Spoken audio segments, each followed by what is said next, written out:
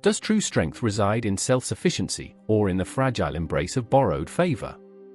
We often mistake temporary comfort for lasting security, clinging to the promise of ease without scrutinizing its true cost.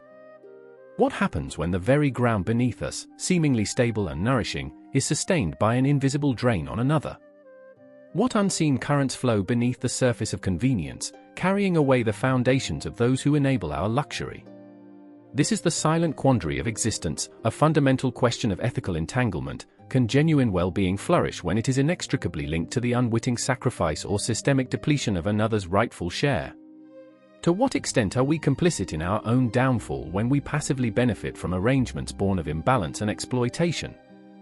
In a sun-drenched, ancient riverbed, where life clung tenaciously to every available resource, lived a venerable, gnarled root. Its existence was one of unyielding diligence, a slow, deliberate burrowing into the hard-packed earth, pushing past stones and navigating subterranean fissures. Every fiber of its being was dedicated to drawing sustenance from the deeper, stable aquifers, ensuring its ancient tree, a sentinel on the bank, stood firm against the river's seasonal wrath.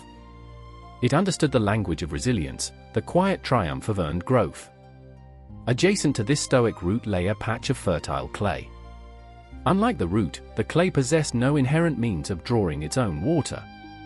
It was soft, yielding, and prone to absorbing whatever moisture came its way. Its defining characteristic was a profound overdependence, a passive reliance on external forces to dictate its prosperity. The clay noticed the root's tireless work, the steady trickle of precious water it pulled from the depths, a moisture that subtly permeated the surrounding soil, including the clay itself. The root's efforts, a byproduct of its own survival, inadvertently enriched the clay, allowing it to remain pliable, soft, and fertile without expending its own energy. Over time, the clay grew accustomed to this effortless abundance. It reveled in its perpetually moist state, dreaming of the verdant growth it could support without understanding the true engine of its luxury. Its surface, once occasionally parched, now rarely cracked. It began to perceive this constant, indirect watering as its inherent right, an unearned comfort. It saw the root's constant effort not as a struggle for survival, but as a perpetual, convenient service. Then came the river current. Not the direct, flowing water on the surface, but a subtle, insidious undercurrent, a slow siphon beneath the bank. This current represented a systemic shift, a gradual erosion of the deeper aquifers from which the root drew its life. The root, vigilant and sensitive, felt the water table slowly receding. It began to work harder, pushing deeper, its every fiber strained as it fought against the encroaching dryness. The effort was immense, bordering on desperate, as it tried to sustain both itself and the ancient tree above. But the clay, absorbed in its own soft comfort, perceived only a continued, albeit slightly diminished, dampness. It felt no need to change, to adapt, to seek its own independent source. In fact, it passively absorbed the increasingly concentrated moisture the struggling root drew, not realizing the immense toll it was taking on its diligent neighbor. The clay felt the faint tremors of the root's desperate struggle but dismissed them as mere ground settling, refusing to acknowledge the implications for its own existence. One scorching season, the undercurrent intensified. The deep aquifers, already strained by the root's relentless but now frantic drawing, began to fail. The root, pushed beyond its limits, could no longer find enough water to sustain itself, let alone the thriving patch of clay beside it.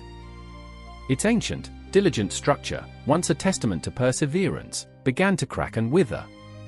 As the root finally gave way, collapsing into desiccated dust, the source of the clay's effortless moisture vanished.